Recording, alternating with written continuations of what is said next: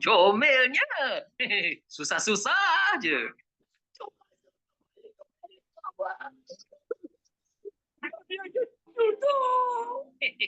Tok pun akan rindukan korang juga nanti.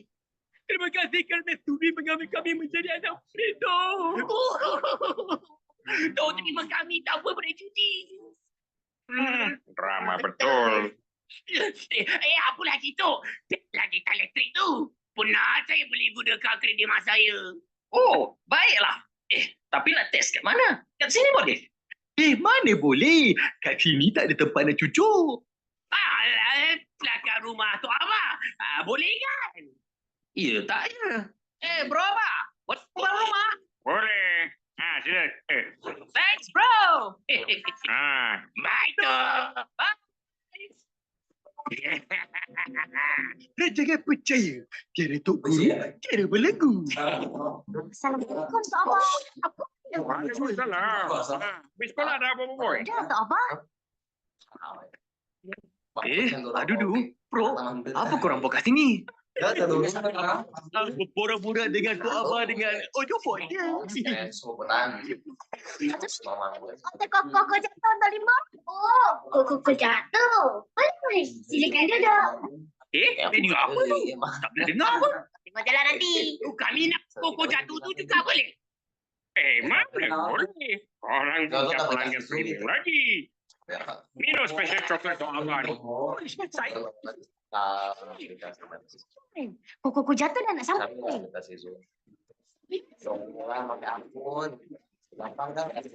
Mana koko jatuh?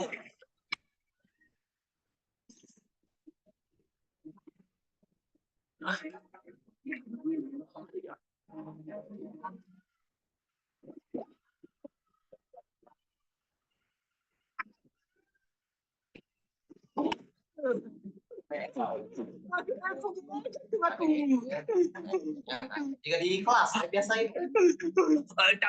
Mana air koko jatuh tu? Kau ni, itu bukan air lah. Koko jatuh tu kod rahsia untuk masuk ke markas bawah tanah ni.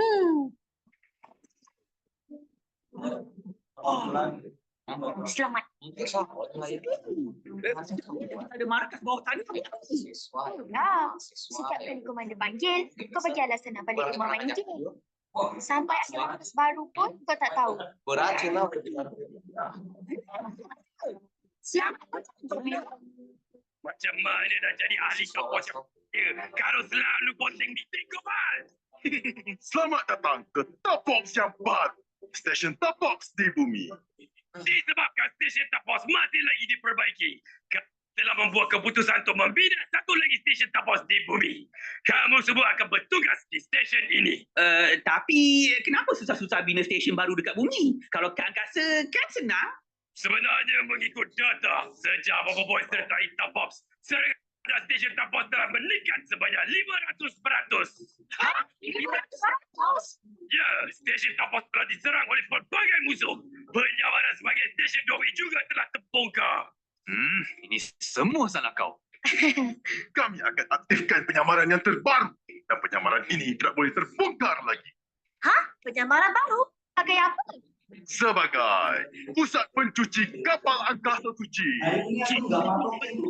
Hari ini anak harus belajar apa? Harus belajar apa? Harus sampai target mana? Sampai bab apa dan sebagainya. Karena itu.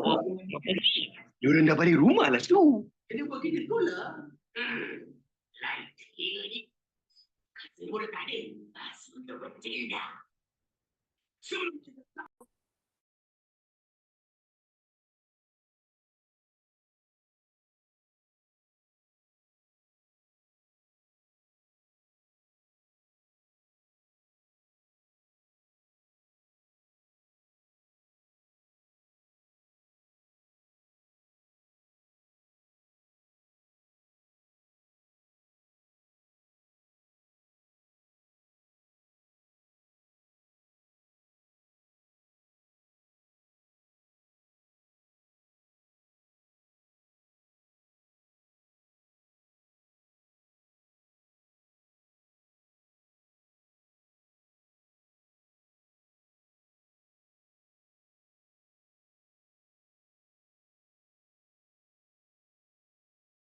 Potong mukanya.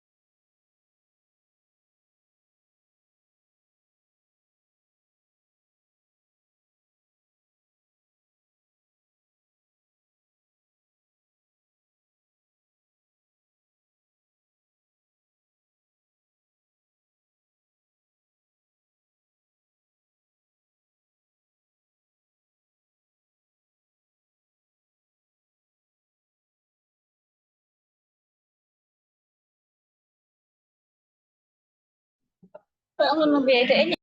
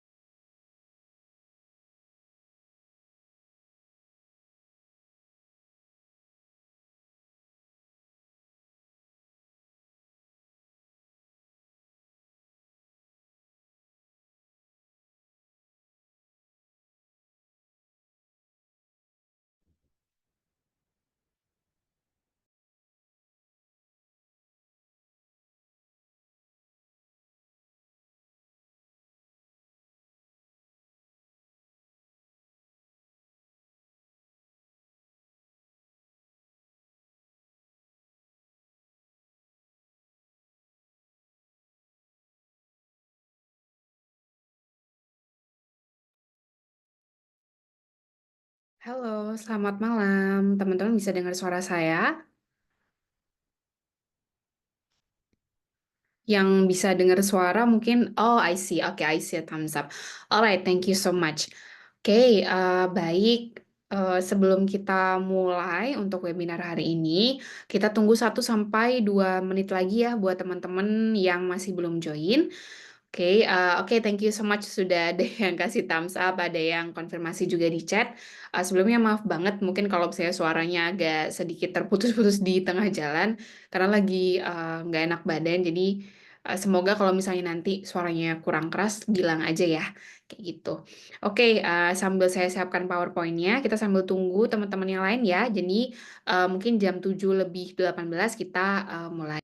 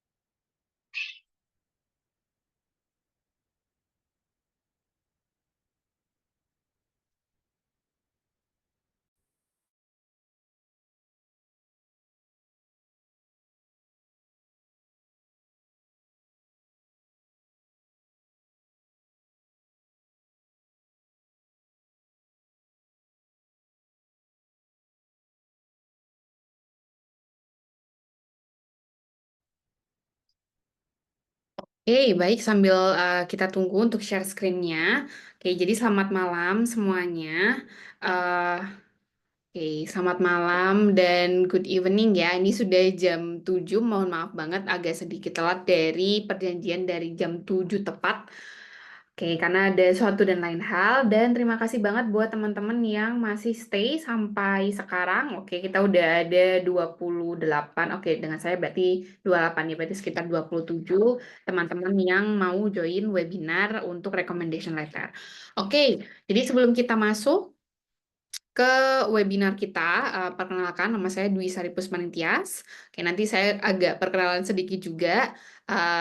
Tapi mungkin kalau misalnya nanti teman-teman ada pertanyaan di tengah jalan, nah silahkan bisa pertanyaannya dimasukin di chat juga boleh, atau raise hand nanti setelah sesi Q&A di belakang ya. Jadi yang mau tanya via chat nggak apa-apa, mumpung mungkin ada yang kelupaan atau gimana kalau nanti di bagian akhir-akhir. Oke, jadi saya share dulu untuk oke, PowerPoint-nya. Oke. Tadi ada yang webinar ini dapat e-sertifikat atau tidak. Nah, kalau untuk e-sertifikat, bagi kami memang kami tidak menerbitkan ya. Jadi, memang ini lebih ke arah sharing session aja, karena sama seperti webinar-webinar kami yang lain, kami tidak mendata teman-teman dari segi nama aslinya seperti apa, atau full partisipasinya dari awal sampai akhir seperti apa. Jadi ini pure untuk teman-teman yang mau mendapatkan pengetahuan lebih lanjut tentang topiknya kayak gitu. Oke. Alright. Kita mulai aja. Oke, semuanya bisa lihat screen share saya. Oke. Alright, jadi di sini saya akan ngejelasin teman-teman sama seperti dengan poster webinarnya ya. Oke, kita akan berbicara tentang recommendation letter. Jadi recommendation letter ini atau surat rekomendasi ya dalam bahasa Indonesianya. Nah, ini pasti teman-teman yang mau apply beasiswa, mungkin ada yang mau apply beasiswa boleh ngomong di chat kayak Kak aku mau apply beasiswa karena awal tahun ya, ini akhir tahun 2024 menuju awal tahun 2025. Oke, LPDP akan buka Februari kemungkinan. Terus ada Fulbright juga. Terus ada kalau Chevening dia sudah close ya. Masih ada Swedish Institute. Terus ada Stipendium Hungarikum. Ada banyak sekali beasiswa yang biasanya buka awal tahun atau akhir tahun kayak gitu. Nah, jadi ini penting juga mumpung ini masih bulan November. Jadi buat teman-teman yang punya deadline beasiswa Januari, nah, so this is the right time, atau bahkan sebelum-sebelumnya kalau teman-teman sudah reach out tentang recommendation letter, itu akan sangat lebih bagus. Oke. Nah, so kalau misalnya teman-teman nggak tahu saya, mungkin teman-teman juga akan bingung kayak kakak ini ngapain dan sebagainya gitu kan. Oke. Nah, jadi perkenalkan ini secara singkat aja ya. Nama saya Dwi Sari Pusmantyas. Teman-teman bisa panggil Dwi, bisa panggil Sari, bisa panggil Ai. Feel free to call me. Nggak perlu pakai K juga nggak apa-apa. Mau pakai K juga nggak apa-apa. Mau pakai Miss juga nggak apa-apa. Oke, kalau di titik nol English course kan memang kami asalnya dari Pare ya. Memang lembaganya pusatnya di Pare, jadi biasanya memang pakai Miss dan Mister. Jadi feel free teman-teman mau panggil apa aja. Oke, jadi buat teman-teman yang penasaran kayak kenapa kok tiba-tiba saya bahas ini, oke, jadi saya adalah awardee LPDP tahun 2019. Jadi saya start untuk kuliahnya itu tahun 2021 sampai 2023. Jadi baru graduated itu last year. Gitu ya. Jadi masih agak fresh. Tapi untungnya udah ada beberapa pekerjaan kayak gitu. Jadi sekarang giliran saya untuk sharing ke teman-teman nih kayak gimana sih caranya bisa dapat recommendation letter yang baik. Nah, oke. Sekarang masuk ke recommendation letter itu sendiri. Jadi recommendation letter itu again, teman-teman akan sering sekali dengar ini di beasiswa-beasiswa dan kampus. Oke, jadi beasiswa dan kampus. Tidak hanya di beasiswa saja atau tidak hanya di kampus saja. Ini tergantung sama teman-teman kampusnya mau apa, beasiswanya mau apa. Kayak gitu. Jadi lumayan subjektif, tapi biasanya ini ada di beasiswa dan kampus. Nah, untuk recommendation letter sendiri, recommendation letter ini apa sih, Kak? Nah, oke. Jadi secara formal, recommendation letter itu biasanya diminta ketika teman-teman apply, nanti saya akan peragakan kayak maksudnya ini gimana. Nah, nanti teman-teman akan diminta untuk mensubmit, hati-hati ya, teman-teman yang sedang mendaftar akan diminta untuk antara mensubmit atau orang yang merekomendasikan teman-teman yang mensubmit sebuah surat rekomendasi. Surat rekomendasi ini isinya apa? Nah, teman-teman bisa baca di sini. Ini penting banget buat teman-teman yang masih nanya kayak Kak, aku harus cari ke siapa, minta ke siapa, kapan, dan sebagainya. Nah, a recommendation letter for a campus application ini sama ya, baik beasiswa dan juga kampus, terutama kampus karena sometimes untuk teman-teman yang aiming high, terutama untuk universitas-universitas di USA, nah ini lumayan agak challenging ya. Nah, jadi semua beban application-nya memang harus benar-benar diperhatikan dengan baik. Nah, untuk campus application sendiri, mereka biasanya meminta recommendation letter itu ditulis oleh orang yang tahu teman-teman dengan baik. Hati-hati, orang yang tahu teman-teman dengan baik. Dan yang paling penting adalah can vouch for your skills, character, and achievements. Ini penting juga. Mereka tahu skill-nya teman-teman itu kayak gimana, karakternya teman-teman kayak gimana, dan juga achievement-nya teman-teman kayak gimana, prestasinya teman-teman kayak gimana. Aku mau minta surat rekomendasi ke dekan. Boleh. Pertanyaannya, dekannya kenal teman-teman nggak? Atau cuma sekedar tahu aja? Kayak gitu ya. Jadi harus paham nih. Kadang ada juga teman-teman yang, Kak, aku tahu dekan karena aku sering ikut penelitiannya, aku sering begini begitu, atau aku anak research assistant-nya, teaching assistant-nya, dan sebagainya. Boleh. Tapi jangan pernah terlena dengan jabatannya. Bukan berarti karena, oh ini anak ini anak rekomendasi dari dekan, itu bukan berarti guarantee bahwa kalian akan diterima di sebuah universitas. Again, kalian harus pastikan bahwa orang ini tahu skill-nya teman-teman, karakternya teman-teman, dan juga prestasinya teman-teman. Kayak gitu. Nah, oke, contohnya Kak, kalau misalnya nanti si recommendation letter itu isinya apa? Nah, oke, sebenarnya secara singkat, oke, recommendation letter itu biasanya 1 halaman aja.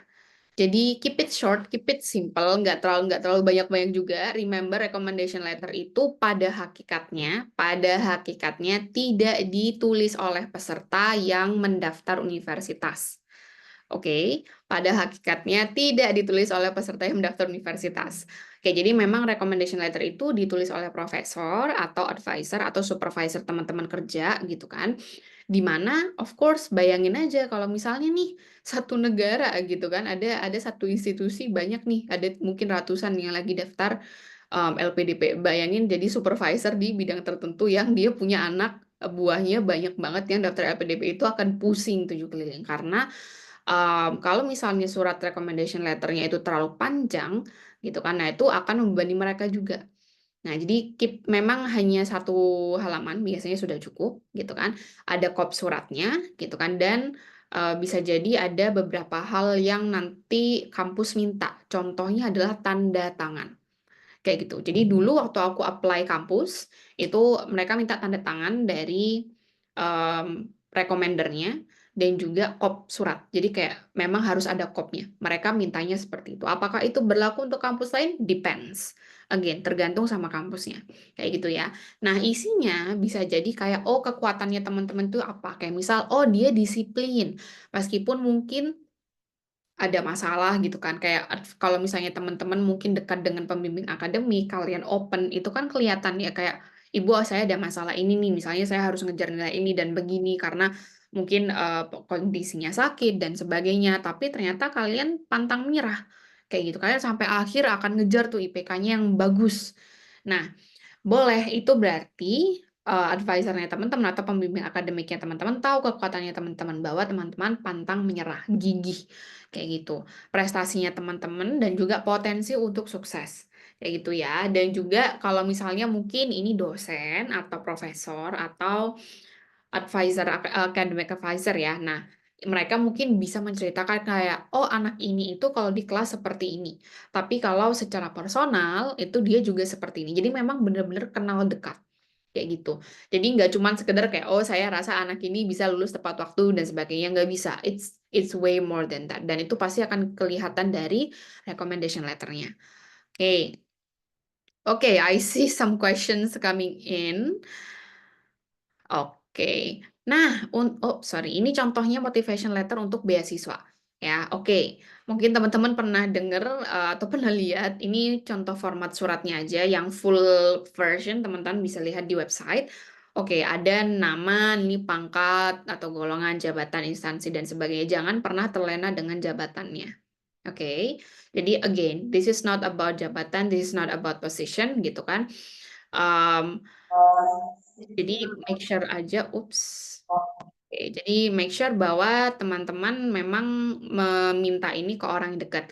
Dulu waktu aku daftar LPDP dan juga kampus, aku tuh minta ke kepala jurusan aku karena memang beliau dekat dengan saya, lumayan dekat, academic advisor aku gitu kan, sama satu lagi orang yang kebetulan profesor yang aku tuh pernah jadi TA-nya dia.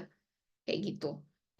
Iya, like TA. Jadi bukan not TA yang dalam standar PhD ya, tapi TA yang masih dalam standar S1. Nah, dulu aku meminta ke beliau-beliau ini karena pada saat aku apply itu posisinya aku benar-benar fresh graduate.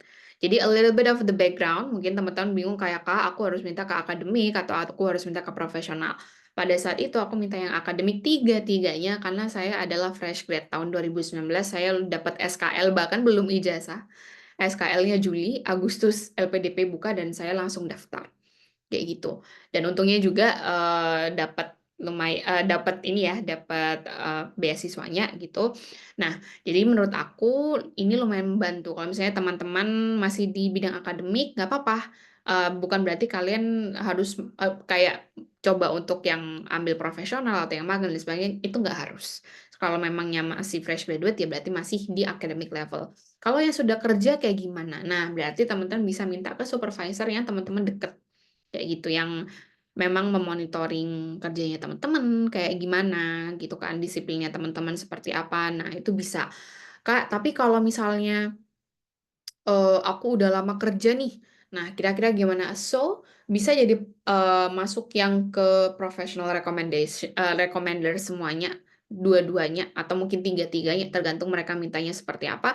Atau teman-teman bisa kasih satu yang akademik, mungkin kayak dosen yang dulu, dan sebagainya. Meskipun itu jadinya agak-agak kayak, Kak, tapi kan udah lama banget. Misalnya, Kak, aku 9 tahun loh kerja gitu kan. Terus gimana ini aku udah nggak tahu dosenku dan sebagainya. Nah, that's why kita bilang minta ke orang yang dekat karena biasanya kalau teman-teman dekat dengan seseorang kan pasti keep in touch ya, kayak masih tanya kabar dan sebagainya. Nah, jadi kalau untuk dosen-dosen yang akademik itu gunanya adalah kalau nanti teman-teman itu S2 atau S3, nah mereka bisa meyakinkan bahwa teman-teman bisa lulus tepat waktu misalnya. Atau bisa meyakinkan bahwa teman-teman bisa melakukan research, meyakinkan bahwa teman-teman adalah student yang baik. Karena sometimes jadi orang yang dipraktisi itu tidak selalu sama ketika teman-teman jadi mahasiswa. Kayak gitu. Ya, karena mungkin kalau di praktek misalnya, kalau di praktek itu kan ya namanya juga praktek gitu kan. Teman-teman lebih excited nih daripada bicara teori terus kayak gitu. Nah, itu kan beda. Ya, nah jadi bisa jadi ada perbedaan antara professional work dengan academic work. Kayak gitu. Jadi kalau misalnya bisa dan teman-teman sudah punya pengalaman untuk bekerja, bisa dua-duanya silahkan di-insert, dimasukkan. Oke, sekarang kalau ditanya siapa. Nah, sama kayak yang tadi. Jadi teman-teman harus tahu orang yang secara akademik paham tentang teman-teman. So here is the thing. Secara akademik paham dengan teman-teman itu bukan IPK. Oke. Karena saya sering banget ngelihat kayak surat rekomendasi itu kayak oke ini IPK-nya 3, berapa, 3,9. That's it. No, it's way more than that. Kayak misalnya, oh kalian misalnya gini ya, aku dulu S1 ambilnya jurusan gizi. Nah, di gizi itu sama ada kayak mungkin jurusan-jurusan yang lainnya juga ada beberapa peminatan. Ada gizi klinik, ada gizi olahraga, ada gizi kesehatan masyarakat, dan sebagainya. Nah, dosenku itu bisa membantu mengarahkan bahwa ketika aku minta, Pak, saya mau daftar ke gizi klinik. Nah, nanti dosenku ini dia bisa apa namanya membantu dalam hal kayak, oh, anak ini di mata kuliah yang berhubungan dengan gizi klinik. Nah, itu dia misalnya aktif bertanya atau dia antusias dan sebagainya. Jadi kayak gitu. It's not about the score anymore. Kayak gitu, tapi attitude-nya teman-teman dan sebagainya. Jadi tidak hanya berhenti di ini ya, tidak hanya berhenti di IPK aja, kayak gitu. Oke, terus sama kalau di profesional juga seperti itu gitu kan. Secara profesional teman-teman seperti apa? Misalnya kalau kita kerja, kadang kalau misalnya kita kerja itu kan kerja itu nggak semuanya kita senyum-senyum ya. Kadang ada yang bikin ngeselin, ada yang bikin emosi gitu kan. Nah, mungkin emotional manajemennya teman-teman gimana? Apakah bagus? Apakah oh dia moody ternyata. Kalau misalnya kesel, langsung kerjaan yang selanjutnya nggak digubris sama sekali, nggak dilakukan. Bisa jadi seperti itu. Nah, atau dia tipenya kayak, oh dia bisa calm and compose gitu. Misalnya meskipun dalam hal dia disalah-salahin padahal nggak salah, atau emang dia disalahin karena dia salah, gitu kan. Nah, mungkin, oh ada continuous learning-nya. Dia mau belajar misalnya memperbaiki kesalahannya. Dia aktif bertanya kalau nggak tahu, daripada sok tahu. Kayak gitu. Nah, itu yang kita bilang karakter. Jadi secara profesional itu teman-teman paham dipahami sama si reference-nya ini atau pemberi surat rekomendasi kayak gitu. Nah, sometimes ada juga orang-orang yang tahu teman-teman secara personal. Kayak yang tadi aku bilang advisor. Nah, mungkin teman-teman pernah ketemu advisor di luar bimbingan kayak gitu. Jadi kalau aku dulu pribadi ya, jadi sometimes selain dari bimbingan, kadang apa namanya kita bukan hangout sih kayak ya silaturahmi lah kayak gitu ke dosen atau advisor aku. Nah, itu kan berarti sudah ada personal ini ya, personal relationship. Itu sudah bukan profesional lagi gitu, karena tidak ada bagian yang namanya sogok menyogok dan sebagainya. Karena aku pun juga sudah lulus, jadi buat apa gitu. Nah, berarti secara personal itu seperti apa? Kayak gitu. Oh, misalnya dia keep in touch. Dia tahu cara nge-follow up orang, atau misalnya dia tahu caranya maintain relationship, building relationship. Nah, itu dia masuknya ke personal. So, be careful ya. Personal itu bukan berarti kayak ini tiba-tiba advisor kalian tahu kalian hobinya ngapain. No, nggak sampai segitunya. So, personal itu bukan berarti yang kayak hal-hal pribadi yang menurut kalian ini kayak ekstrakurikuler curricular kayak gitu, itu nggak sampai segitunya. Nah, jadi maksudnya ekstrakurikuler yang di bidang hobi ya. Mungkin kalau kayak ekstrakurikuler yang dibilang kayak ikut kompetisi dan sebagainya itu memang mereka wajib tahu. Nah, tapi kalau yang di hobi-hobi seperti itu sebenarnya tidak wajib dan tidak perlu juga diceritakan kayak gitu. Nah, makanya ketika teman-teman bisa mengidentifikasi siapa sih orang-orang yang tahu secara akademis, profesional, personal gitu kan. Nah, mereka biasanya cenderung tahu karakternya teman-teman, potensinya teman-teman kayak gitu. Dan ini adalah orang-orang yang bisa ditargetkan untuk diminta surat rekomendasi kayak gitu. Dan again, consent is important. Sometimes ada yang ditolak, sometimes ada yang dibantu kayak gitu. Jadi no hard feelings ya. Jangan merasa kayak, oh Kak, aku maunya ambil advisorku, tapi advisorku menolak ini gimana ya. Pasti akan ada orang-orang yang lain yang teman-teman bisa approach. That's why kita bilang ketika teman-teman studi, itu sama, itu kita butuh networking. Kayak gitu, karena kalau di sini ya, ini kejadian juga. Aku kurang tahu teman-teman mau ambil jenjang mana. Kalau sudah S2, S3 itu, terutama buat teman-teman yang lulusan luar negeri ya, it's not a secret anymore. Sometimes ketika kita apply PhD, nah profesor-profesor yang dulu jadi advisor kita waktu S2, itu beliau ada yang sudah sakit, ada yang sudah meninggal bahkan. Nah kalau kayak gitu kan bingung gitu kan, kayak lah terus gimana? That's why kita butuh namanya network kayak gitu, atau mungkin bisa academic coordinator dan sebagainya kayak gitu. So it's not the end of the world, oke? Masih banyak sekali apa namanya cara untuk atau orang-orang yang teman-teman bisa minta surat rekomendasi Contohnya, oke, teachers atau professors, oke. Misalnya, nah kayak yang tadi nih, kalau aku mau ke gizi klinik, aku akan PDKT nih sama dosen-dosen yang ngajar aku di gizi klinik.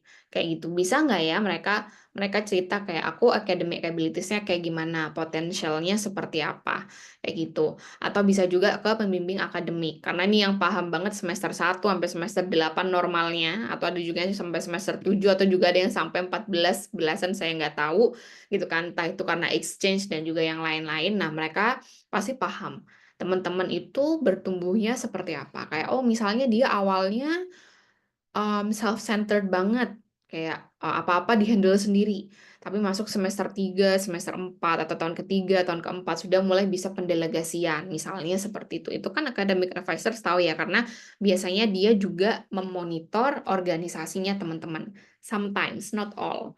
Kayak gitu. That's why dapat academic advisor yang baik, itu penting. Kayak gitu. Nah, aku kurang tahu kalau di S1 itu seperti apa. Tapi kalau di sekolah aku, kalau di S2, itu kita bisa ngeflag. Jadi kayak misalnya aku dapet kayak advisor yang dia nggak responsif. Dia slow res banget karena bukan karena dia tidak mau merespon, tapi karena dia sibuk bukan kuliah, sorry, research di luar negeri. Jadi mulai dari ke Mesir, ke Jordania, ke Afrika, apa.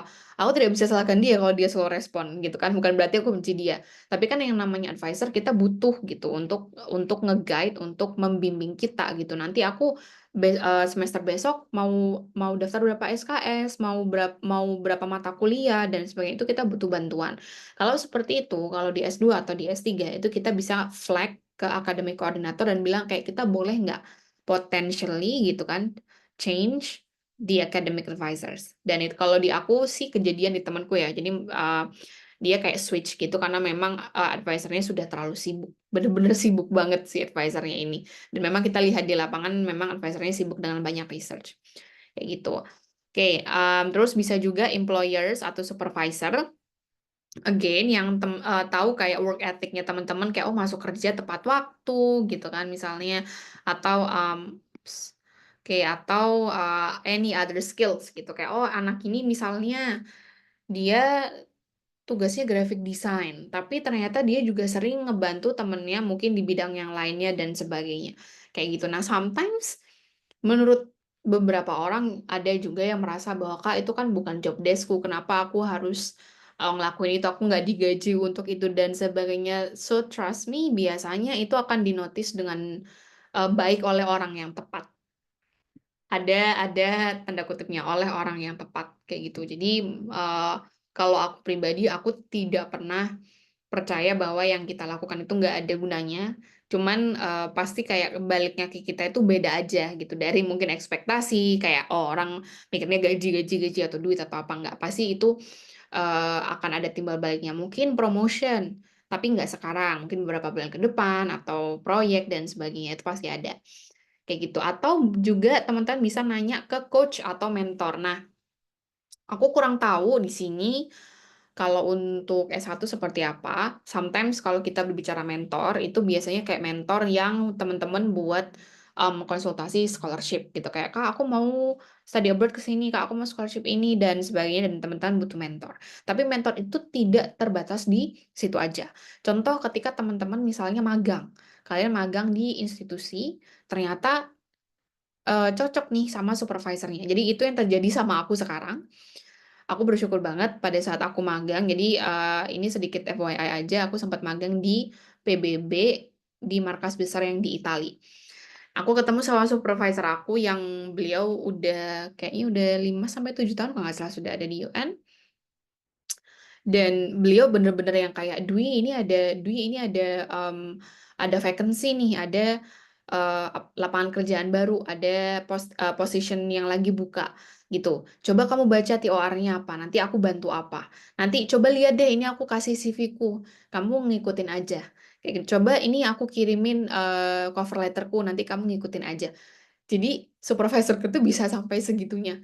Jadi kayak bener-bener nge-guide aku mau posisi apa, aku harus ngapain, aku harus build my portfolio seperti apa. Nah, itu yang kita sebut sebenarnya coach atau mentor yang bener ya. Jadi nggak cuman sekedar kayak timbal balik mentorship untuk beasiswa dan sebagainya. Karena dengan kita itu di bawah dia magang atau kerja dan sebagainya, otomatis kan dia juga tahu karakter kita ketika bekerja atau mungkin melakukan research kayak gitu. Nah, itu penting dan bisa dijadikan orang untuk bikinkan teman-teman recommendation letter.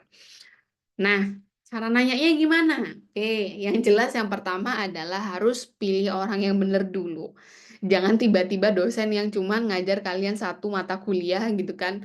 Mungkin bahkan gak inget nih kalian mahasiswaku atau bukan gitu kan. Nah, jangan tiba-tiba kayak gitu. Jadi pasti akan ada alasannya. Oh misalnya Kak, aku memang diajar sama dia cuma satu mata kuliah tapi aku TA-nya.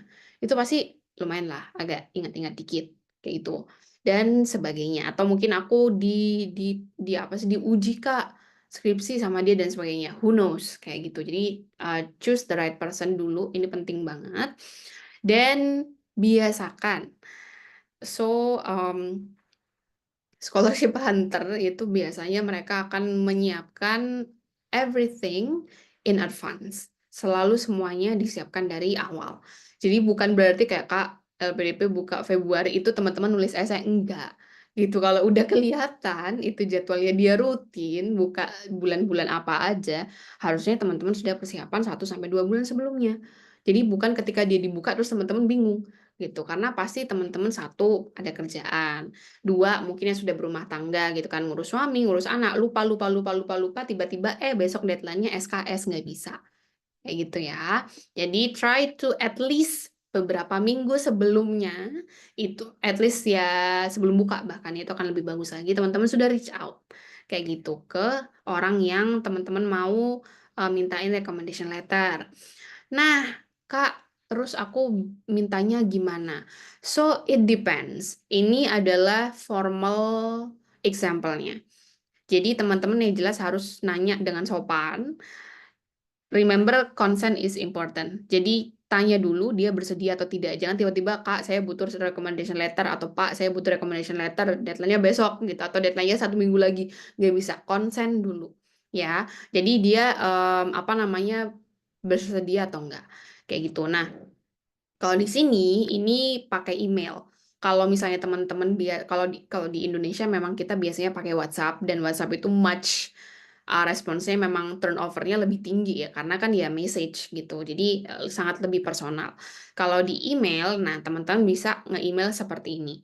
Oke, jadi hello atau hi, jadi atau dear juga bisa gitu. Nah kalau aku biasanya semakin dekat aku dengan orangnya, aku akan pakai hi, kayak gitu. Jadi cara nyapa aja itu sudah mengindikasikan gitu, kalian deket nggak sama orang ini.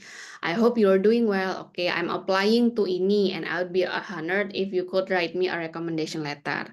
Kayak gitu. Nah, terus kasih sedikit clue untuk mereka bikin recommendation letternya harus nulis tentang apa.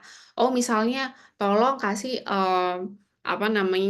insight tentang misalnya work ethic aku atau achievement aku di bidang apa, di bidang startup competition misalnya, atau di bidang entrepreneurship, atau di magangku, atau di performa researchku, dan sebagainya. Deadline-nya adalah tanggal segini. Hati-hati, if you are able to do this, masih jika, gitu kan, kalau kamu bisa melakukan ini, kalau kamu bersedia, I'd be happy to provide more details. Kayak gitu. Nah, ini di email, jadi dia langsung nembak deadline. Kayak gitu, karena again yang tadi aku sempat ceritakan bahwa sometimes advisor atau profesor itu mereka sibuk banget kayak gitu. Jadi bukan berarti kalian ditelantarkan juga sih, tapi memang sibuknya kadang luar biasa kayak gitu. Jadi sopan, to the point, nggak usah terlalu banyak gitu kan, dan juga kalian sampaikan kalian butuh apa kayak gitu. Jadi kalau misalnya nih Kak, aku mau apply ke 5 kampus ya, berarti tergantung. Apakah misalnya Kak, aku punya informasi kayak gini Kak, aku mau minta ke advisor aku, ke dosen aku, ke supervisor yang sekarang, misalnya kalau teman-teman sudah bekerja. Tiga-tiganya ini mau aku suruh nulis buat campus enrollment, jadi untuk daftar kampus jumlahnya 15 gitu, atau jumlahnya 10. Apakah boleh? Boleh, tapi maksudnya mereka bersedia atau enggak? Kayak gitu ya. Jadi bukan berarti karena mereka bersedia nulis satu, itu mereka akan bersedia nulis dengan jumlah yang lain. Karena sometimes beda jurusan. Anggapannya kalau aku bilang Pak, saya mau ke gizi klinik untuk universitas misalnya Harvard. Tapi saya juga mau ke Columbia, Pak. Di Columbia misalnya dia gizi kesehatan masyarakat ya. Kalau mereka tiba-tiba bahas gizi klinik di copy paste, copy paste, copy paste kan nggak nyambung. Kayak gitu.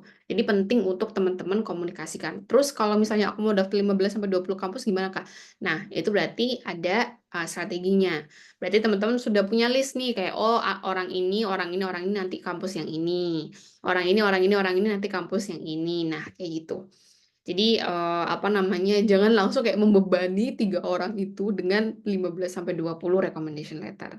Kayak gitu ya. Nah, again, recommendation letter itu memang seharusnya ditulis oleh profesor. Kayak gitu. Nah, sometimes bisa juga kalau misalnya teman-teman udah lulus 2 sampai 3 tahun kemudian terus mereka agak-agak lupa, you can share your CV, you can share your resume. Ini yang advisor aku lakukan. Jadi aku waktu itu daftar apa ya? Aku juga lupa sih. Tapi aku minta oh ya, aku daftar kerja dan aku minta beliau gitu kan kayak Pak nanti akan ada email dari institusi ini Pak gitu tentang recommendation letter. Yaitu saya apply posisi ini yang dibutuhkan adalah job desk tentang ini skill tentang ini boleh Pak saya minta bantuan. Nah kayak gitu. Teman-teman bisa kasih apa namanya warning dulu baru kalau dia bilang yes, oh Pak ini resume saya untuk atau CV saya yang terbaru untuk membantu kayak gitu. Karena kalau dulu advisorku tuh bener kayak, Dwi, kamu ngapain aja semester ini gitu, tulis. Dwi, kamu ngapain aja semester ini, tulis. Kayak gitu. Jadi beliau selalu take notes gitu kayak aku selain di luar kelas tuh ngapain aja, kayak gitu. Bisa juga you can also thank them sincerely gitu kan. Jadi jangan lupa juga kalau misalnya sudah selesai apapun itu hasilnya keterima atau nggak keterima selama mereka sudah submit, mereka kan sudah melakukan sesuatu yang hebat ya. Hebat ini gini, hebat ini bukan berarti kayak nulis recommendation letternya. Sometimes yang sedikit jadi ribet adalah dosen-dosen ini bingung cara uploadnya kayak gitu. Nah,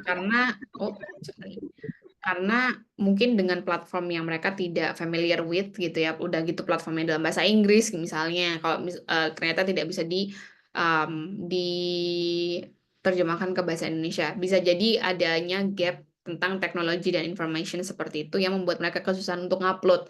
Nah, itu juga tanggung jawab teman-teman untuk ngasih tahu step by step. Yaitu kalau bapak atau ibunya harus bikin akun, suruh bikin akun dulu. Kayak gitu. Atau kalau misalnya kalian bisa bertemu, langsung aja, Pak, Bu, saya bantu uploadnya. Nanti gimana kalau ketemu tanggal segini di sini dan sebagainya. Jadi kalian harus inisiatif. Kayak gitu. Nah, ini contoh timeline-nya, teman-teman bisa pakai. Jadi mungkin misalnya kayak, oh, Kak, deadline-nya Februari nih misalnya, LPDP misal. Itu kan, oh berarti 4 sampai 6 minggu sebelumnya. So this is one to 1.5, 1 sampai 1,5 bulan. Ya, teman-teman sudah harus tahu recommendation letter-nya minta ke siapa. Kayak gitu. 1 bulan sebelumnya gitu kan bisa minta request ke beliau-beliau ini gitu kan. Jangan lupa untuk di follow up. Mungkin I do believe teman-teman familiar bahwa tidak semua dosen itu fast response. Tidak semua dosen slow response juga. Kayak gitu. Jadi ini untuk mengantisipasi kalau misalnya ternyata oh dosennya lupa, WA-nya error, HP-nya rusak, apa dan sebagainya gitu kan. Jadi silakan di follow up. Kayak gitu. Dan juga 1 minggu sebelum deadline juga dikasih gentle reminder gitu kan kayak Bapak, Ibu gitu kan. Saya minta tolong untuk ini di-upload dan sebagainya. Karena kalau misalnya secara sistem aku agak kurang kurang I don't think aku punya buktinya sih karena udah lama banget. Secara sistem kalau ada orang yang nge-upload surat recommendation letter, kalian pasti dapat emailnya. Pasti akan dapat notification-nya. Ini kalau apply kampus ya, pasti akan ada. Jadi kayak, oh, Bapak ini telah mengupload surat recommendation letter pada jam segini, titik segini. Itu pasti ada laporannya masuk ke email kalian. Kayak gitu. Jadi bisa dimonitor dengan cara seperti ini. Oke, sorry, ini agak apa namanya agak ke tumpuk-tumpuk karena beda format sedikit. Nah, sekarang, oke tadi kita udah bahas kayak Kak, yang recommendation letter itu apa, cara nanyanya, timelinenya gimana. Nah, kalau dari segi struktur, oke, teman-teman bisa follow atau misalnya menyarankan ke recommendernya itu kayak gini. Oke, introduction dulu, saya siapa? Gitu kan. Oh, saya supervisornya. Saya dulu dosennya, saya dulu advisornya. Itu harus jelas karena kayak lah siapa kalian untuk ngasih ngasih recommendation letter ini kalau kalau nggak jelas identitinya meskipun di situ ada nama ya. Maksudnya eh, si role-nya ini atau hubungan kalian dengan bapak ibu ini tuh apa kayak gitu. Oke, dan juga bisa kasih specific example soft skills and achievement kayak gitu. Jadi dari skills, work ethic, leadership, kalau misalnya jadi teaching assistant kayak gimana, telat nggak, materinya ada yang kelupaan nggak, LCD-nya misalnya gimana kayak gitu. Nah itu kan kalian bisa cerita atau kalian bisa suggest gitu recommendation letternya ke bapak ibu ini kayak oh pak mungkin bisa bicara tentang ketika saya jadi teaching assistant saya begini begini begini kayak gitu tapi jangan didikte ya bukan didikte tapi hanya merekomendasikan saja kayak gitu.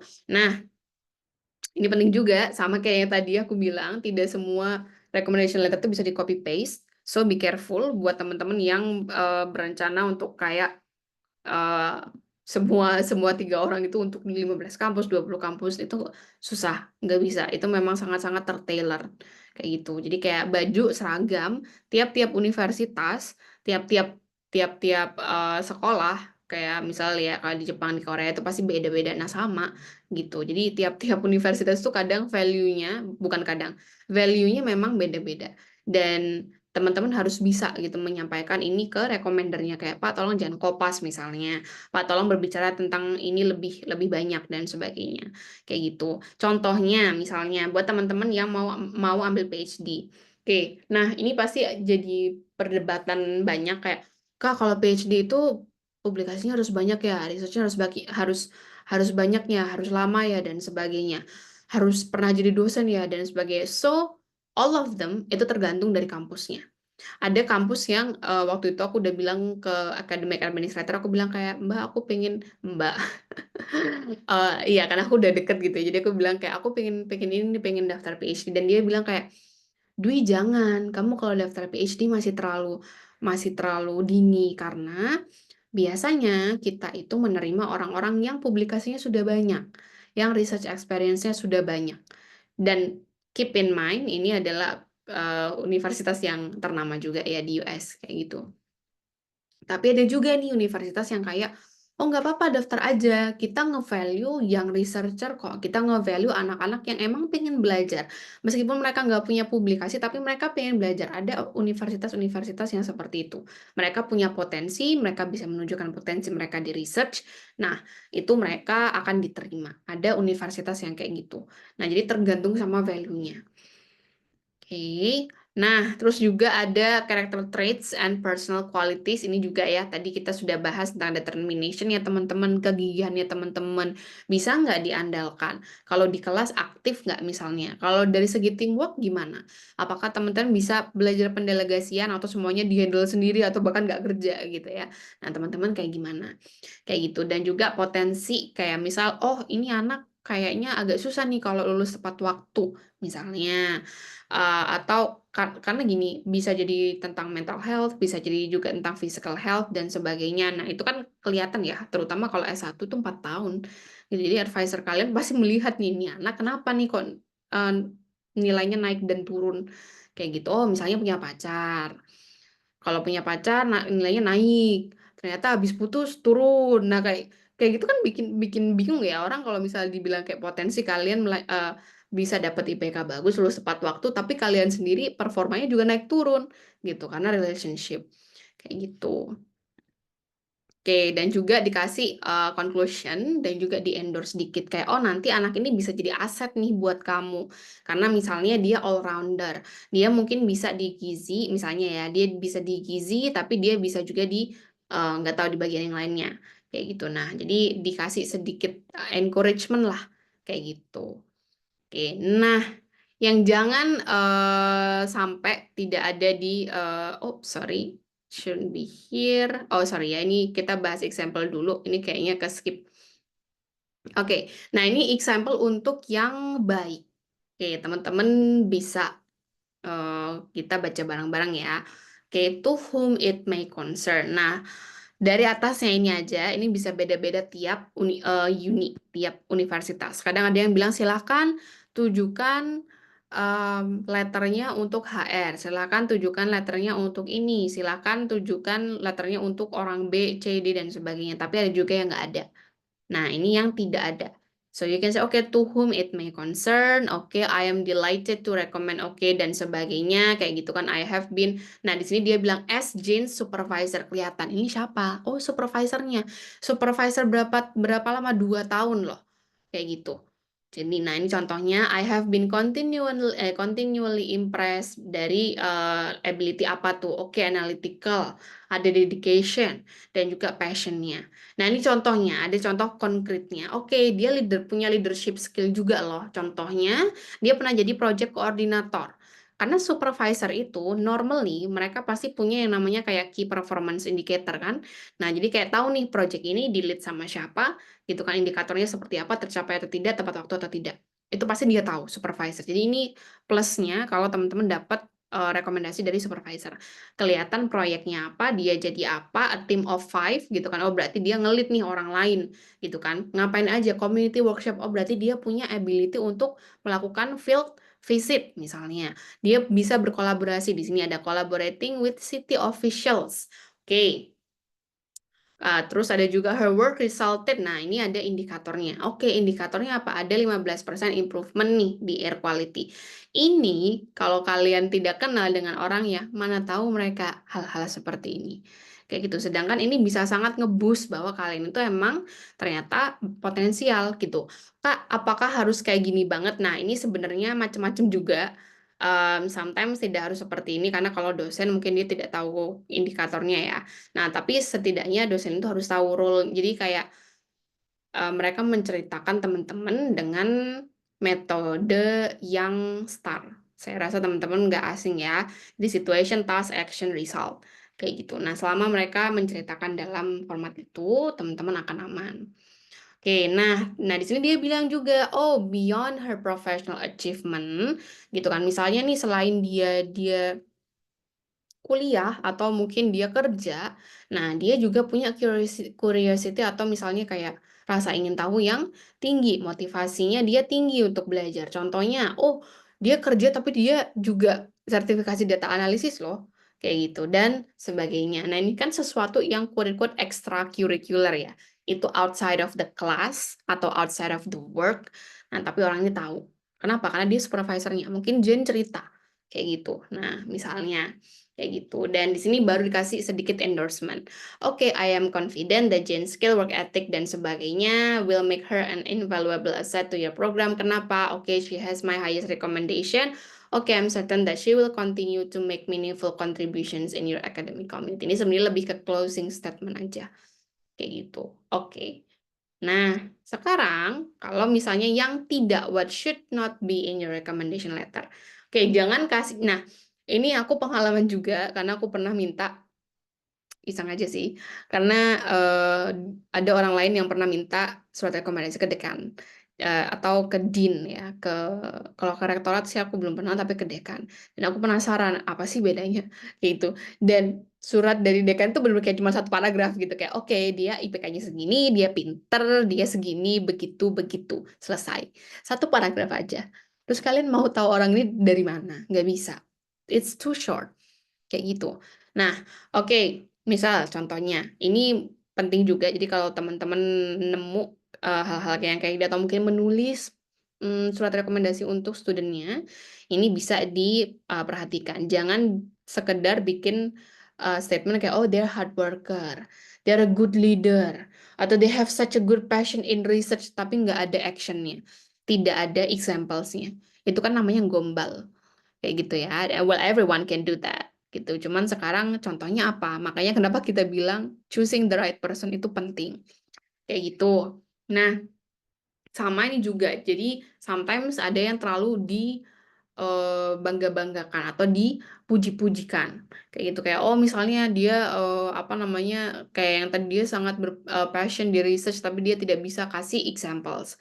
Kayak gitu. Jadi biasanya admissions office itu mereka akan tahu kayak mana sih recommendation letter yang honest dan mana yang tidak. Bayangkan aja HR di setiap institusi yang ya setiap mungkin 6 bulan sekali atau satu tahun sekali dia nerima ribuan aplikasi dan dia harus baca, pasti tahu mana yang honest dan mana yang tidak.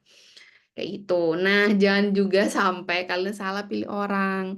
Gitu kan. Misalnya, oh orangnya ini sebenarnya baik, cuma dia ternyata ngekritik temen-temen nih di recommendation letter. Jadi please make sure you have a good relationship with them. Kayak gitu. Karena biasanya itu salah satu breach-nya. Kayak gitu ya. Sama, jangan juga kasih irrelevant personal details gitu ya. Knowing you personally bukan berarti tahu your personal life in details. Hobi, atau misalnya nanti ngebawa kayak, oh dia is a good wife, he's a good husband. Nggak penting, kayak gitu. Jadi fokus aja ke akademiknya. Ini kalau mau ke S2 atau S3. Dan juga jangan terlalu panjang. Jadi biasanya hanya not satu paragraf, tapi satu halaman. Kayak gitu ya. Jadi kalau misalnya dia nulis sampai 3 sampai 4, nah itu teman-teman harus hati-hati nih, ini nulis apa nih. Kayak gitu. Dan biasanya takutnya kalau dia terlalu detail seperti itu, satu bisa jadi informasinya tidak efektif, gitu kan. Yang kedua, bisa jadi ada kesalahan nggak tahu copy paste dan sebagainya. Yang ketiga itu bikin admission office-nya juga either mereka akan skip gitu kan atau mereka akan baca, kita nggak tahu karena sometimes when it's too long, jadi biasanya dia juga ada word count limitnya. Jadi make sure bahwa recommenders ini mereka tahu mulai dari word limit dan sebagainya. Itu kalian harus komunikasikan. That's your obligation. Kayak gitu. Ini contohnya yang jelek. Sama-sama dari Dr. Susan tentang Jane. I'm ready to recommend Jane Doe for your graduate program. Titik, coba. Ini simple banget. Dari kalimat pertama aja, ini udah sangat-sangat too general. Kenapa? Satu, programnya apa coba? Gitu kan? Kalau yang tadi, oke, Masters of Environmental something-something, gitu kan? Environmental Science, Environmental Engineering, dan sebagainya. At University of apa, misalnya. Kayak jelas, spesifik. Ayo, nah di sini dia bilang, oke, I work with her for a while. Nah, work with her for a while ini jadi apa? Kalau misalnya dia ternyata jadi apa namanya, mungkin dia kerjasama dengan Jane, tapi ternyata dia jadi bawahannya Jane. Nah, ini bisa power imbalance, gitu. Bisa jadi ada orang-orang yang kayak memaksa kamu harus bikin ya surat rekomendasi buat aku yang bagus. Nah, takutnya seperti itu. Kayak gitu. Jane is friendly, organized, and works hard. Nah, tapi gimana si friendly, organized, and works hard-nya ini nggak jelas. Dia hanya self-claim aja. Ini yang biasanya sering-sering ya. Jadi kayak, wah kalian berbicara bahwa oke, saya misalnya saya sangat organized atau saya sangat punya time management yang baik, tapi disuruh nyebutin example nggak bisa. Nah, itu namanya self-claim. Kayak gitu, itu that's your opinion, gitu kan, tapi faktanya di lapangan seperti apa. Kayak gitu. Oke, di sini dia bilang, Jane wants to study environmental science, and I think she will be successful. Okay, she is interested in the subject, and I believe she will do her best if accepted. Sangat-sangat beda dengan yang tadi. Meskipun sama-sama closing statement, ya kan? Oke. Nah, sekarang ini penting, sangat penting buat teman-teman yang punya pertanyaan, Kak. Recommendation letter itu sebenarnya ditulis sama siapa? Ditulis sama profesor atau ditulis sama kita? Nah, so here is the thing. Jadi sometimes ada beberapa profesor yang memang mungkin karena tidak ada waktu, terlalu sibuk dan sebagainya, minta mahasiswanya untuk bikin draft. Kayak kamu bikin draft aja nanti saya kirim dan sebagainya. Ada yang seperti itu. Ada juga yang mereka menulis sendiri. So far sih kalau advisor aku mereka lebih suka menulis sendiri kayak gitu. Yang jadi masalah adalah confidentialnya. Jadi masalah ini rahasia atau enggak. Ini penting banget buat teman-teman yang mau daftar ke US karena di sini ada haknya. Oke. Jadi kalau di US konteks, kalau misalnya kalian tuh apply untuk kampus, nah kalian akan ditanya untuk kayak tanda tangan yang namanya hak FERPA, Family Educational Rights and Privacy Act. Nah, ini haknya maksudnya apa? Haknya ini adalah kalian punya hak untuk melihat recommendation letter sebelum diupload. Nah, US itu dia punya pernyataan seperti itu. Kenapa? Karena kalau kalian bisa lihat nih, kalian bisa lihat recommendation letternya, kalian bisa bilang, Pak, Bu, tolong tambahin ini, tolong kurangin ini. Kalian bisa minta seperti itu ke mereka. Padahal itu harusnya confidential. Itu harusnya adalah rahasia. Nah, kalau kalian mencentang gitu kan, nah ini ada juga yang if by signing this, you waive your right to view the recommendation letters after they're submitted. Ada juga yang kita punya hak untuk melihat recommendation letters setelah gitu kan, setelah si recommendation letters-nya ini di-submit. Nah, itu juga nggak boleh. Jadi benar-benar sebenarnya recommendation letters itu sangat-sangat rahasia, sangat-sangat rahasia. Sampai sekarang aku pun juga nggak tahu, apa namanya, dari advisorku nulis apa aja tentang aku, pokoknya dia selalu minta CV terbaru dan sebagainya. Terus ya udah aku menyerahkan semuanya ke dia. Aku tidak tahu isinya apa. Nah, itu namanya confidential, kayak gitu. Kalau outside the US, gimana Kak? It depends on the campus. Sometimes ada juga yang punya policy atau kebijakan seperti itu, gitu kan? Ada juga yang tidak, tapi nah di sini ada tulisannya. In general, confidential letters are preferred worldwide. Yang kalian tidak tahu isinya, yang kalian tidak ikut campur itu adalah yang baik, kayak gitu. Nah, di sini ada tulisannya if a recommender offers you to let you read the letter, misalnya kayak ini saya udah bikin nih draftnya, kayak gitu kan. Nah, kira-kira bisa nggak dilihat? Misalnya ini sebelum submit gitu kan, tapi kalian belum nyentang, kalian belum menandatangani bahwa oh kalian melepas hak kalian. Nah, itu berarti masih apa namanya, masih tidak melanggar aturan. Kayak gitu. Tapi kalau ternyata kalian sudah melepaskan hak kalian, tapi ujung-ujungnya kalian ngelihat tuh recommendation letternya sebelum disubmit atau sudah disubmit, nah itu nggak boleh. Kayak gitu. Nah, di sini dia bilang some schools and programs explicitly state that recommenders should not share the letter content with applicants. Ini adalah yang benar sebenarnya. Sebenar-benarnya benar. Kayak gitu. Praktek di lapangan, I don't know, tapi sebenarnya itu baiknya seperti ini. Kayak gitu. Oke. Nah, jadi sebentar. So I'm gonna see. Saya lihat tadi ada beberapa chat yang masuk-masuk. Oke. Jadi kita masuk ke Q&A ya. Oke. Di sini ada yang nanya, Kak, ini nanti bahas bagaimana cari LOE. LOE itu kita sempat bahas, but not in this webinar. Jadi teman-teman bisa pantengin titik nol ya. Kita punya webinar rutin dan temanya macam-macam. Ada yang tentang bahas esai, ada yang tentang bahas sekarang ada recommendation letter, ada yang bahas CV, ada yang nanti bahas WHV dan sebagainya. So, silakan dilihat berdasarkan temanya kayak gitu. Karena kalau kita bilang temanya recommendation letter berarti hanya di recommendation letter. Jadi jawabannya tidak ya. Oke. Oke, itu untuk Kak Siamrotul. Oke. Nah, dari pertanyaan Kak Dewi, buat teman-teman yang masih mau nanya, bisa either raise hand atau misalnya bisa lewat chat ya. Ini saya sambil coba tanya jawab dari atas. Oke, berarti recommendation letter ini harus dari dosen yang pernah beberapa kali atau sering ngajar kita ya Kak. Baiknya seperti itu, karena biasanya mereka akan ingat, mereka akan tahu performa teman-teman di kelas seperti apa. Apakah misalnya, oh kalian diem, kalian sering tidur, dan sebagainya. Tapi apakah harus dosen itu? Enggak juga. Bisa jadi dosen yang kalian bantu jadi research assistant, teaching assistant, dan sebagainya. Again, tidak limited hanya di dosen itu aja ya. Jadi sebenarnya opsinya banyak.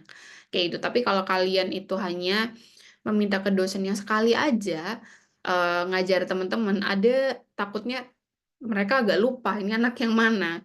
Kalau ternyata lupanya lupa dalam hal bagus gitu kan, dikira kalian berprestasi, ya nggak apa-apa. Kalau ternyata kalian dikritik gimana? Kayak gitu. Jadi hati-hati ya. Oke, itu dari Kak Dewi. Kalau misalnya ada follow up questions, bisa dilanjutkan ke bawahnya. Oke, dari Kak Zuhruf. Oke, Kak izin bertanya, surat rekomendasi baiknya ditulis tangan atau diketik? Apakah satu surat rekomendasi bisa digunakan untuk apply ke lebih dari satu jenis beasiswa?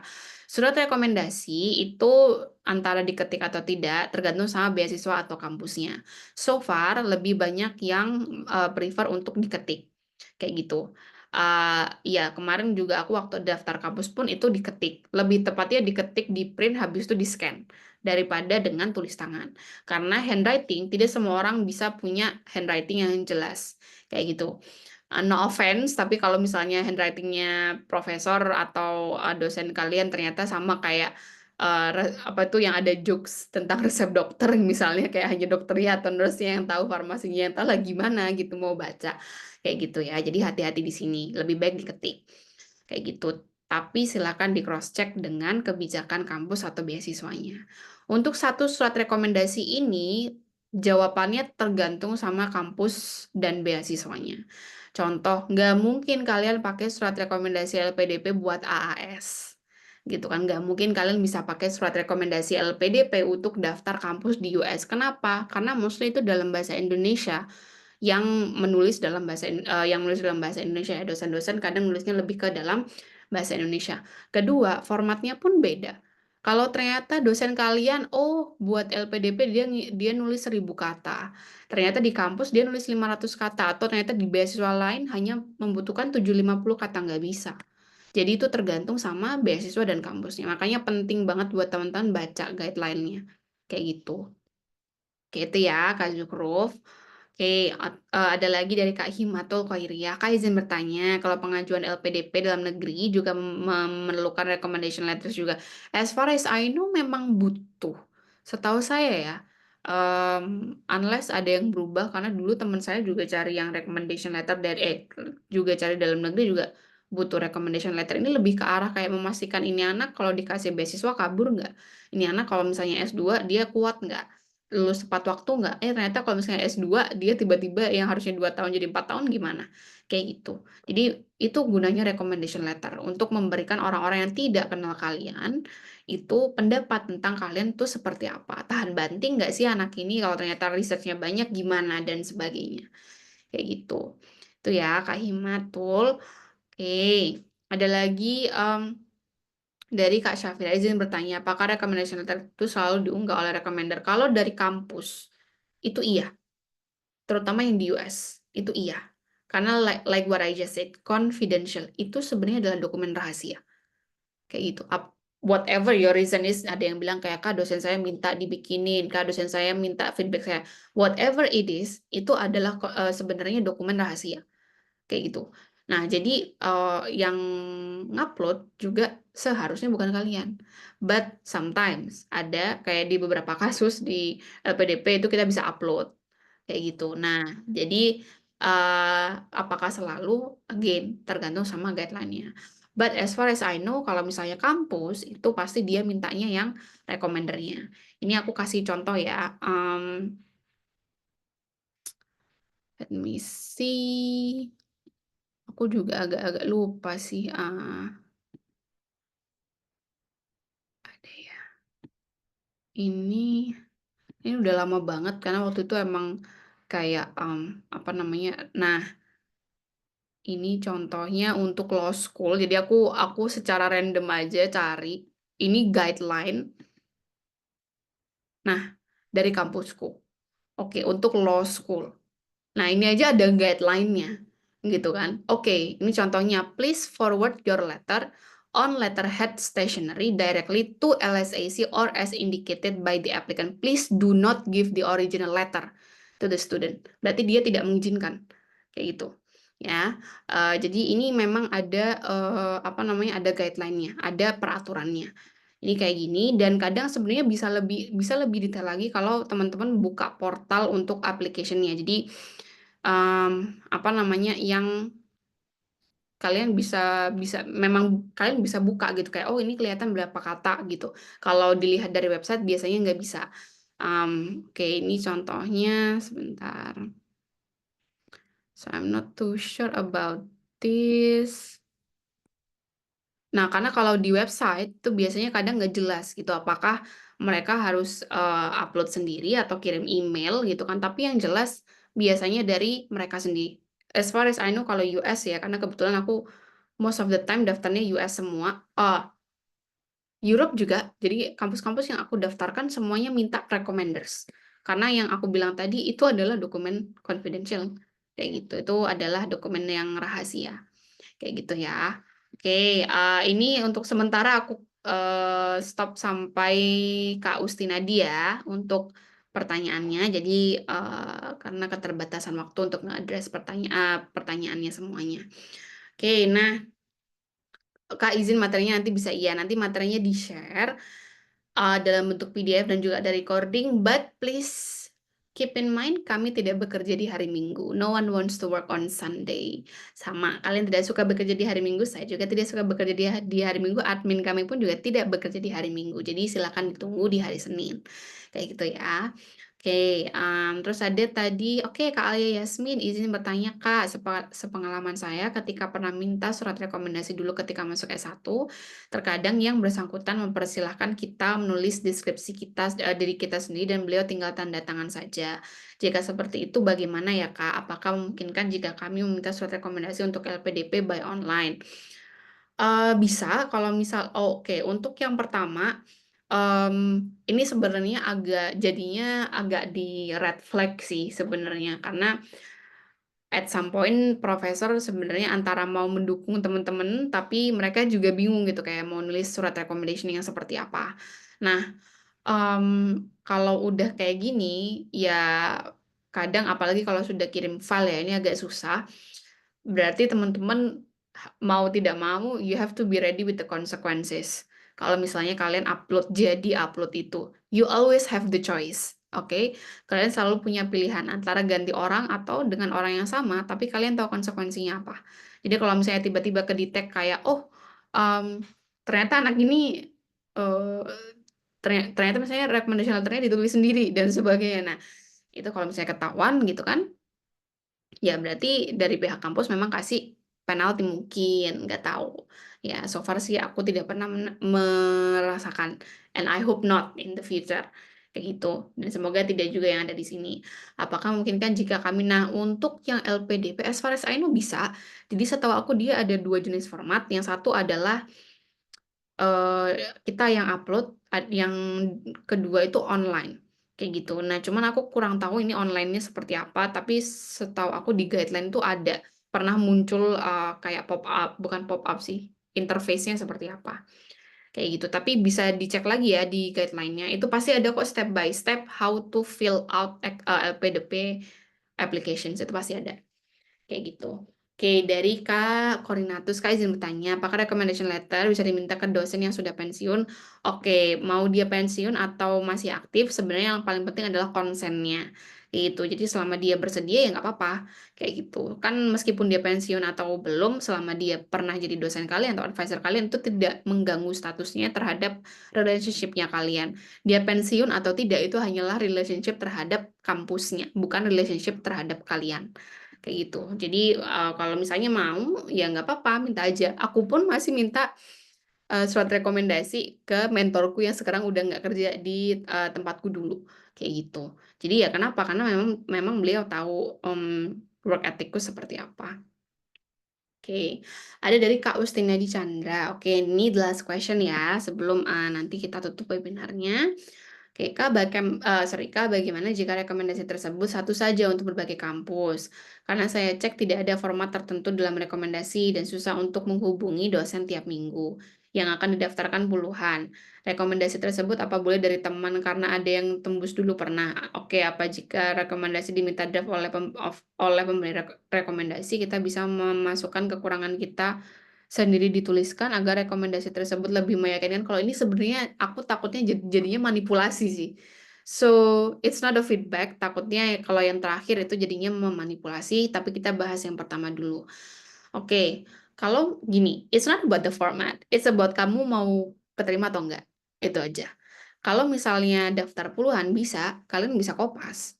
Sekarang pertanyaannya kalian mau diterima atau enggak? Gitu aja. Kalau misalnya dia terlalu general kayak tadi nggak bisa, kalian skillnya nggak akan kelihatan. Kalau misalnya terlalu salah, yang jelas-jelas itu bicara tentang klinik, padahal mungkin ternyata aku apply-nya untuk gizi olahraga. Bisa aku apply dengan recommendation letter itu bisa, tapi kan sekarang what do you want? Kalian mau apply atau kalian mau keterima? Kayak gitu. Kak, dosennya susah banget untuk dihubungi. Again, you have options sebenarnya. Jadi teman-teman silahkan, again, makanya kita bilang identify people yang benar-benar bisa tahu teman-teman itu butuh waktu juga. kayak gitu. Dan keep the relationship, maintain the relationship itu penting.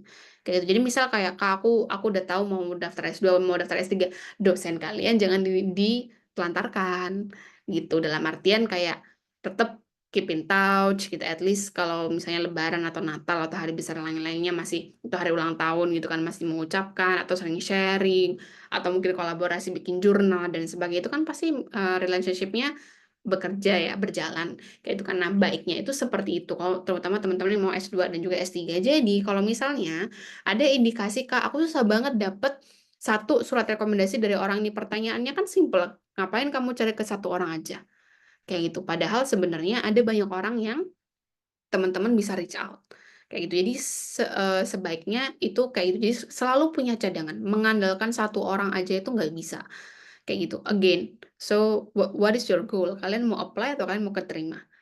Kayak gitu. Itu aja sih. Kalau saya nggak, kalau saya pribadi daripada daftar puluhan, saya mending daftar 3 keterima semua gitu kan. Jadi itu sih. Jadi saya akan brainstorming gimana caranya ini si recommendation letter bisa misalnya ngebantu aku, tapi tanpa membebani si profesornya. Nah, itu aku yang akan brainstorming kayak gitu. Oke, rekomendasi tersebut apakah boleh dari teman karena ada yang tembus dulu pernah. Nah, pertanyaannya sekarang yang mau kuliah siapa dulu? Karena kalau misalnya kalian mau kopas, itu kan berarti apa namanya? Itu kalau kopas ya, ini kan nggak tahu ya apakah dimodifikasi atau enggak. Berarti kalau di kopas bisa jadi itu bukan skillnya teman-teman. Dan here is the thing, yang membuat kalian masuk ke universitas itu tidak hanya recommendation letter saja. Contoh, kalian IPK-nya pas-pasan, kalian dapat recommendation letter bagus, gitu kan? Gak ada publikasi, nggak ada yang lainnya. Kalian pasti kebanting dengan orang-orang yang recommendation letternya bagus, IPK-nya bagus, dia ikut competition, dia ikut apa. Jadi jangan pernah berpikir bahwa recommendation letter itu adalah satu-satunya yang membuat kalian diterima. No. Ada banyak sekali beban di penilaian admission. Kayak gitu. Oh, anak ini punya curiosity di sini. Buktinya apa? Anak ini punya passion di sini. Buktinya apa? Itu pasti ada di CV, di resume, recommendation letter, GPA, gitu kan. Dan juga mungkin di motivation letternya kalian pun itu akan apa namanya, tercermin. Jadi jangan pernah terlalu fokus ke recommendation letternya. Good recommendation letter belum tentu akan membuat kalian pergi ke good campus kalau kalian sendiri tidak punya good profile. Tidak mungkin. Jadi memang ini bentukannya kayak mungkin teman-teman yang pernah ikut IELTS atau TOEFL gitu kan, untuk bisa dapat skor yang baik gitu kan, kalian harus make sure semuanya bagus juga gitu kan. Nah, sama recommendation letter tuh membantu, tapi jangan sampai di apa namanya, dipatokkan sebagai kayak oh recommendation letterku harus bagus karena ini keterima. Enggak. Anak mungkin your friend bisa jadi keterima karena profilnya beda dengan Kak Ustinadi kayak gitu misalnya. Who knows? Kayak, saya nggak tahu karena profil CV nggak mungkin orang plek ketiplek 100%, highly unlikely gitu kan. Atau passion atau research topic, skill itu nggak bukan nggak mungkin sih, highly unlikely itu akan plek ketiplek gitu kan, certification dan sebagainya. Jadi jangan sampai terlalu fokus ke recommendation letternya. There are a lot of ways for you to explore. Jadi jangan merasa bahwa kayak yang make or break it adalah recommendation letter. Recommendation letter itu hanya membantu. Jadi semua keseluruhan application itu ada bebannya sendiri kayak gitu. Oke, apa jika rekomendasi, nah ini yang tadi ya, aku takutnya ini jadi masuknya manipulasi. Personally, aku takutnya ini lebih ke arah kalian break di confidential atau break tadi haknya kayak gitu ya. Aku nggak tahu apakah ini bisa, I don't know, you can keep the secret, who knows. Tapi kalau I believe orang-orang yang ada di sini adalah adults. Jadi kalian sudah tahu apapun keputusannya itu semuanya ada konsekuensinya. Kalau misalnya mau dilepas mungkin konsekuensinya oh harus cari orang lagi, mepet dan sebagainya. Atau kalau mau di-keep tapi ternyata ada campur tangan teman-teman di situ. Nah, berarti konsekuensinya kalau ditemukan ya teman-teman juga harus siap. Kayak gitu. Ditemukan penaltinya, atau ditemukan kesalahannya dan sebagainya ya. Berarti teman-teman harus siap. Kayak gitu. Jadi kalau menurut aku apa yang perlu dilakukan, I will say balik lagi ke teman-teman seperti apa karena sikonnya beda-beda Kayak gitu. Ada beberapa orang yang lebih ke arah kayak, "Kak, kalau aku nggak bisa banget, aku takut banget break the law, break the waiver dan sebagainya. Jadi aku cari orang lain." Ada yang seperti itu. Tapi ada juga kayak yang nggak apa-apa deh Kak, aku coba aja. Kayak gitu. Ada juga yang seperti itu. For me personally, saya tidak bisa menyarankan karena situasi dan kondisinya teman-teman berbeda, tapi ideally pasti adalah yang tidak ikut campur tangan. Yaitu again suggesting boleh, tapi kalau sudah sampai drafting, itu berarti kalian sudah sudah ada campur tangannya teman-teman di situ. Suggesting mungkin masih bisa kayak yang tadi di email, gitu kan, kayak bisa ngomong tentang achievementku, bisa ngomong tentang ketika aku jadi TA dan sebagainya. Itu suggesting. Tapi ketika kalian buka draftnya, kalian pindah-pindah dan sebagainya, itu berarti sudah ada campur tangan. Kayak gitu. Keputusannya gimana? Saya kembalikan ke teman-teman. Kayak gitu. Oke, dari sini ada yang mau ditanyakan? Kita mungkin buka 2 pertanyaan lagi, atau kalau ada teman-teman yang tadi pertanyaannya belum aku jawab, bisa follow up questions juga boleh. Oke, saya tunggu. So I will wait for the next 2 minutes.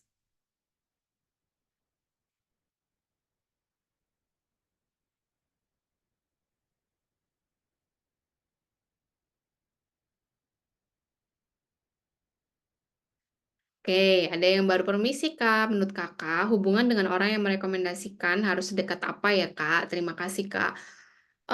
Sedekat you know them professionally, personally juga boleh, tapi tidak too close in terms of personal kalau menurut aku ya. Jadi contohnya kayak misal nih, aku ke supervisor aku tahu supervisor aku kerjanya seperti apa, gitu kan.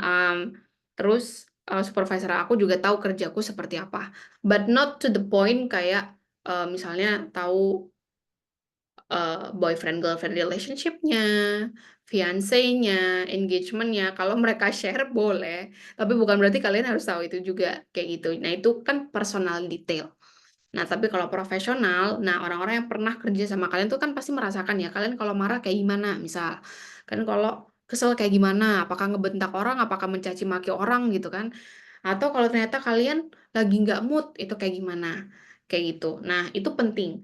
Jadi make sure bahwa orang-orang yang dekat dengan kalian itu tahu kalian up and down-nya seperti apa. Kayak itu. Jadi tahu bahwa oh kalau misalnya kalian lagi down, kalian bisa nih gigih untuk menyelesaikan atau bisa jadi problem solver untuk menyelesaikan masalah kalian. Tapi kalau misalnya kalian tidak ada, nah ini anak oh ternyata dia continuous learning nih. Gitu. Dia selalu improve. Dia mau ngapain aja dan sebagainya. Jadi ups and downs-nya sih itu yang paling penting. Personalnya tidak terlalu personal banget, itu nggak apa-apa. Tapi kalau misalnya kayak ada extracurricular di luar itu juga boleh. Jadi contohnya, aku sekarang kerja di TN ya. Jadi di titik nol pagi gitu kan. Tapi malam aku juga kerja di World Bank. Di World Bank yang USA. Jadi USA time itu kan kita beda 11 sampai 12 jam. Jadi aku masih bisa kerja di situ. But at the same time gitu kan aku juga lagi misalnya aku lagi bikin my own startup company. Kayak gitu. Jadi ini lagi dalam bidang dalam apa namanya tahap pembuatan gitu kan. Dan aku juga sering ikut volunteering. Nah, volunteer-nya dan juga startup company ini aku sering sharing sama advisor aku. Dan beliau selalu bilang kayak, "Oh Dwi, nanti share ya kalau misalnya kamu ada hal yang baru dari situ." Kayak gitu.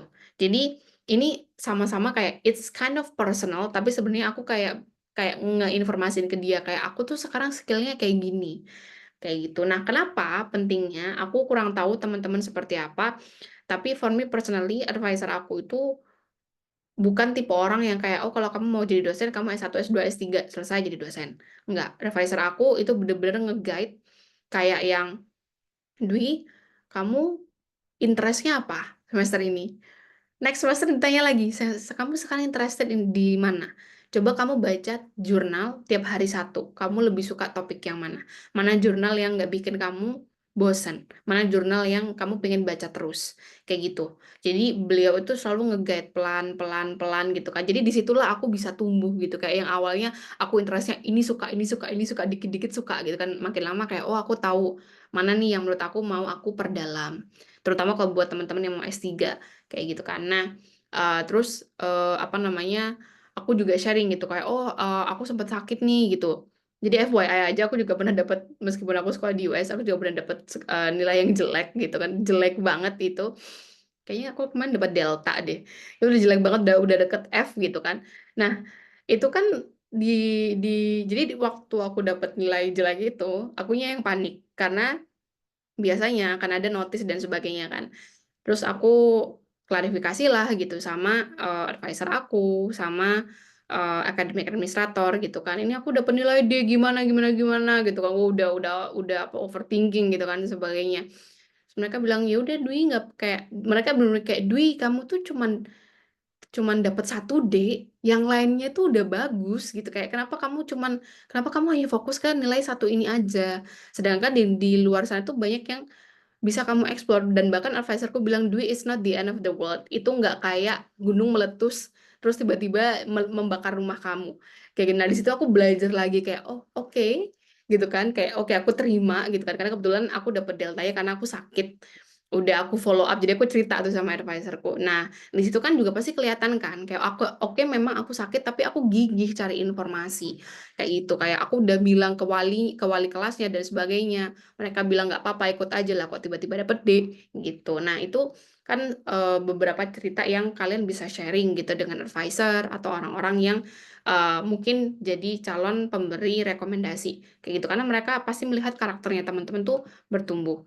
Dan aku juga seperti itu, jadi yang awalnya kayak oh ya ampun nilai nilai apa namanya nilai B itu jelek banget gitu, ternyata masih ada yang lebih jelek dari itu gitu kan. Dan ternyata masih ada juga yang lebih parah, kayak misal oh ada yang mungkin researchnya nggak selesai-selesai karena nggak dapat konsen gitu kan, akhirnya harus molor. Ada yang akhirnya ada yang DO juga, ada juga yang harus bayar dengan uang kuliah sendiri gitu. Jadi ada fase-fase di mana you grow up kayak gitu. Itu kalau misalnya teman-teman punya orang yang menemani kalian seperti itu adalah orang yang tepat untuk dijadikan sebagai pemberi surat rekomendasi. Ini contohnya aja ya. Jadi contoh konkret kayak gitu. Oke, any other questions? Ada pertanyaan lain?